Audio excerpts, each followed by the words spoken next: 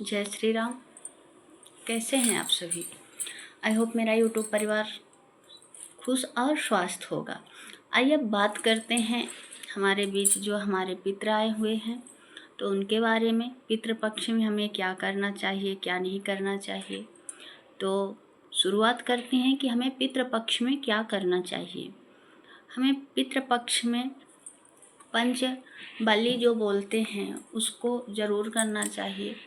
पंचबली जो है वो 5 लोगों को, मतलब आप घर में खाना बना रहे हैं तो आपके घर से नियमित जो है तो 15 दिन 16 दिन हमारे पितृ रहते हैं, तो 16 दिन 5 लोगों को जो है तो नियमित आपके घर से खाना जाना चाहिए, निकलना चाहिए आपकी रसोई से।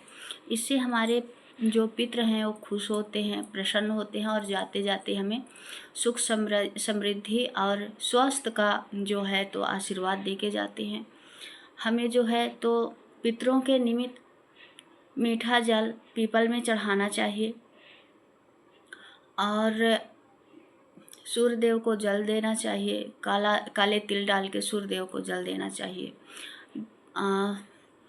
अगर मतलब आपके डेली आप अगर एक ब्राह्मण को भोजन करवा सकते हैं तो बहुत अच्छी बात है। अगर नहीं भी करवा पा रहे हैं तो अमावस वाले दिन सूखा अनाज है, या जिसे मतलब कि हम लोगों की भाषा में सीधा निकालना बोलते हैं, या फिर आप एक ब्राह्मण को बुला के आप खाना घर में खिला सकते हैं। अगर ज़्यादा नहीं खिला सकते हैं तो कम से कम एक ब्राह्मण को तो भोजन करवाना ही चाहिए। और जो भी दक्षिणा दें आप, तो पितृपक्ष में जो दक्षिणा हम देते हैं तो उसमें 21 रुपये, 51 रुपये, 101 रुपये ऐसा करके नहीं देते हैं।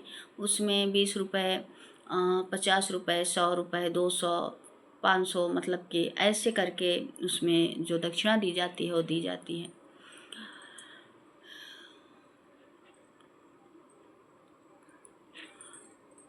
पितृपक्ष में पितरों के निमित्त जो है तो श्राद्ध, तर्पण और पिंडदान अपनी समर्था के अनुसार ब्राह्मण, गौ और ज़रूरतमंद को भोजन कराइए। सात्विक आहार ग्रहण करें, घर में सात्विक भोजन बनाए और ग्रहण करें। हो सके तो इस समय लहसुन प्याज का भी त्याग करना चाहिए। और जो लोग मांसाहार करते हैं तो उन लोगों को तो इस दौरान 15-16 दिन में तो बिल्कुल भी ये सब काम नहीं करना चाहिए। इससे हमारे पितृ जो है तो रुष्ट होते हैं। पितरों का स्मरण करें, पितरों के नाम से दीपक जलाना, जल अर्पित करना और पितृ मंत्र जो होता है उसका जाप करना। पितृ गायत्री होती है, उसका जाप करना। उसके जाप से हमारे जो पितृ हैं वो प्रसन्न होते हैं। दान पुण्य करें, कपड़े, अन्न, भोजन, दक्षिणा और ज़रूरत का सामान दान करें। इन सब में जो है तो अन्नदान सबसे श्रेष्ठ माना जाता है। जितना ज़्यादा से ज़्यादा आप अन्नदान कर सके उतना अच्छा होता है। ब्राह्मण गरीबों को भोजन पितरों की तृप्ति के लिए विशेष महत्वपूर्ण माना गया है। सरल जीवन, इस काल में संयमित जीवन, पूजा पाठ और सत्संग पर ध्यान देना चाहिए। ब्रह्मचर्य का पालन करना चाहिए। इससे हमारे पितृ जो है तो खुश होते हैं और खुश होके वो जाते जाते हमें धन धान्य संतति और अच्छे स्वास्थ्य का जो है तो आशीर्वाद दे के जाते हैं। और अगर आपके सिर पे आपके पितरों का आशीर्वाद है तो आपका कोई बाल भी बांका नहीं कर सकता है, क्योंकि पितरों का जो आशीर्वाद होता है वो देवताओं से भी बढ़ के होता है। जो हमारे नसीब में नहीं है वो भी हमें हमारे जो पितृदेव हैं वो हमें दे जाते हैं। अब बात करते हैं कि क्या नहीं करना चाहिए।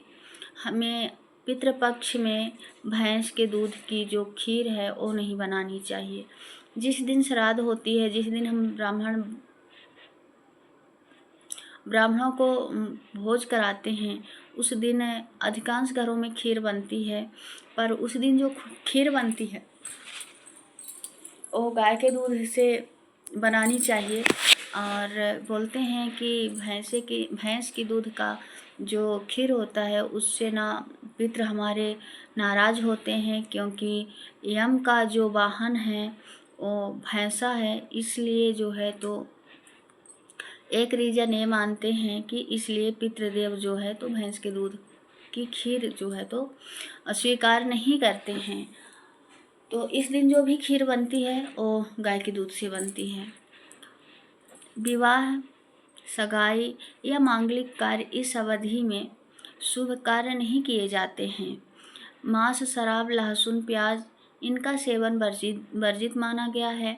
नए कपड़े या गहने पहनना, साधारण व सादगीपूर्ण वस्त्र पहनना उचित रहता है। नकारात्मक कर्म, झूठ बोलना, दूसरों को दुख देना, हिंसा आदि से बचना चाहिए। अनावश्यक दिखावा, श्राद्ध कर्म में दिखावा न करें। श्राद्ध और समर्था के अनुसार कार्य करें।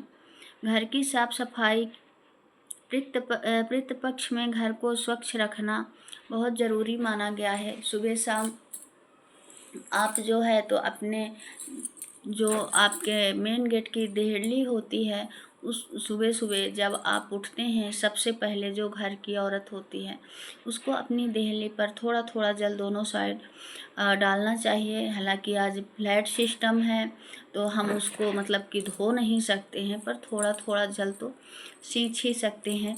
और ये भी नहीं कर सकते हैं तो थोड़ा थोड़ा जल दोनों साइड गिराना चाहिए। आपको इस समय जो है तो अपनी देहरी पर वैसे तो 12 महीना दीपक जलाना चाहिए, क्योंकि उससे हमारे घर में लक्ष्मी का वास होता है, लक्ष्मी खुश होती हैं।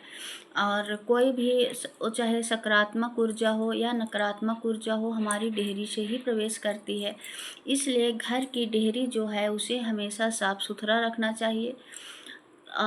अगर आप हमेशा नहीं करते हो तो इस चतुर्मास या फिर इस पितृपक्ष में आप अपने घर की देहरी पर दीपक जरूर जलाइए, क्योंकि जो हमारे पितृ होते हैं ना, वो हमारे घर की देहरी पे ही आके, देहरी के नीचे का जो स्थान होता है वहीं पे आके विराजते हैं।